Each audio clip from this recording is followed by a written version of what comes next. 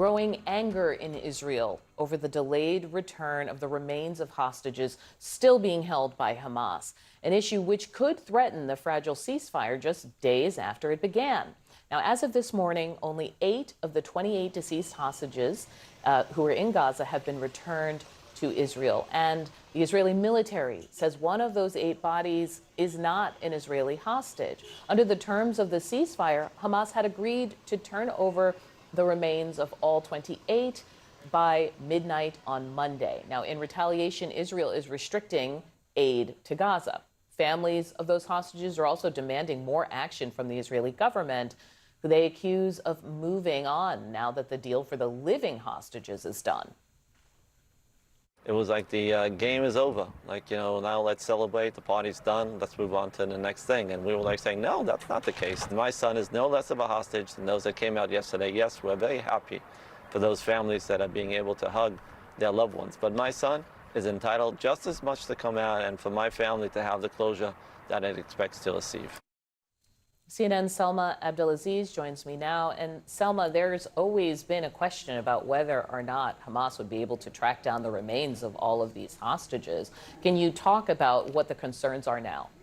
And Adi, that's absolutely the key kernel here. Let me start by explaining what we know so far, because this only just happened a couple of hours ago that the Israeli military announced that one of those 4 bodies that had been handed over overnight by Hamas to Israel was not that of a deceased hostage. Now, one source saying that they believe it was actually a misidentification by Hamas, not an intentional mistake. A second source saying that they do believe that that body is that of a Palestinian individual. Now, we did have a similar case to this in February of 2025, February of this year. Shira Bibas, a mother of 2 who had been kidnapped on October 7th, the body initially handed over as hers turned out to be the body of a Palestinian woman. A day later, her body was handed over by Hamas. So there is precedent here and hope that this can be resolved. But still, this means that so far, only 7 out of those 28 deceased hostages have been returned home. And as you mentioned, it was in the agreement that Hamas would hand over all those bodies by 72 hours, by that Monday deadline. But for months now, Prime Minister Netanyahu's own intelligence assessments have indicated that Hamas may not be able to retrieve and identify all of those 28 deceased hostages on the ground. Some may simply be held by other factions. Some may have been lost to this war. Some have been, one of the 28 is actually a lieutenant who was killed over a decade ago. So you can begin to understand the complexities. Still, there is a lot of frustration and anger on the ground, of course, particularly among Israeli families that have been seeking that closure. And their anger is not just directed at Hamas. It is also directed at Israeli politicians, some who took off their pins, indicating that the hostages are all home, something which is simply not the case. And in Gaza, the consequences are already raining down. Today, the United Nations saying that Israel, in response, has cut aid in half today. Only 300 aid trucks will be allowed into the enclave. It was 600 previously. That was barely enough, according to humanitarian workers. And Israel's security bodies are now potentially recommending that Israel redeploy its forces to parts of Gaza or shut down the Rafah crossing completely. So serious concerns now that we're seeing the cracks in this ceasefire deal. And at the heart of it all, Adi, of course, is Prime Minister Netanyahu, who has had this knowledge for months now that Hamas may not be able to retrieve all the dead. All right, Salma Abdelaziz will be following this today. Thank you for your reporting. Joining me right now is one of those parents still waiting, Ruby Chen, the father of Itai Hen, the youngest American hostage taken. Ruby, it's good to see you again. This all must be such a mix of relief for the other families, but also deep disappointment for your family. What are you hearing this morning? Yeah, so if we just go to the facts, it's been 96 hours where they were supposed to come out 48 hostages, and 96 hours have passed by, and we only have 27 of those hostages out. I don't think that was the intention of the agreement that was put in place, and definitely not for the United States, that out of those 48, there were 2 U.S. citizens that have not come out yet. The fact that one of the bodies returned has now been identified overnight by the IDF to not match any of the remaining hostages. What do you think that means. Why do you think Hamas would do that, or what do you think it says about what Hamas knows of the whereabouts of the hostages?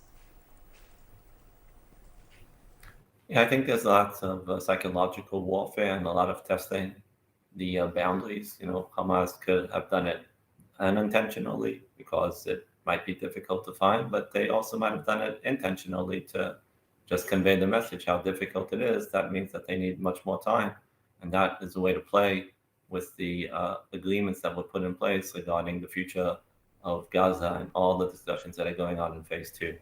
It was very specific where the agreement said 72 hours Hamas needs to provide all of the hostages that it has in its possession and intelligence on those that it does not. That did not happen. So we are in a breach. We shared our concerns to the US as well as the Israeli government that the sanctions or the lack of a deadline of providing the hostages was not in place. And, it was based on good faith and the desire of the parties to move forward. But now we are in a different situation, and we are very concerned that this window of opportunity of getting hostages out might close. And again, there are 2 U.S. citizens that are not accounted for, and I think the U.S., specifically the president, Mr. Witkoff, need to figure out how do we make sure that we continue getting those hostages out, including the 2 U.S. citizens. Really quickly, President Trump is saying, he said before the Israeli parliament, the war is over. He's talking about this moving into phase 2. On Monday, the Speaker of the Israeli parliament took off his yellow ribbon pin, kind of following the return of the last living hostage as kind of a symbol of this is over. Do you think that they are now looking past your son? Well, I hope not. It's a narrative that, of course, we are concerned about. But my son is no less of a hostage than the other 27 that came out over the last couple of days. And he is a U.S. citizen. And I hope being a U.S. citizen, that matters. I hope other U.S. citizens listening to me now and might be traveling abroad, and God forbid, someone might take them. It should be a liability, not an asset, to take U.S. citizens out. And it's also inconceivable that Russia got all of its citizens out. Germany, France got their citizens out, but the U.S. still have 2 citizens left behind. What does that mean about being a U.S. citizen? Ruby, what are you being told by the State Department, the White House, or even the Israeli government at this point of what to expect and what to prepare for? And what are you hearing and what's your sense? Because you have been advocating for your son from the very beginning. You and I have had so many conversations. Do you get the sense that they are as committed as they were before to returning your son to you? I do. I have no doubt that that is the intention.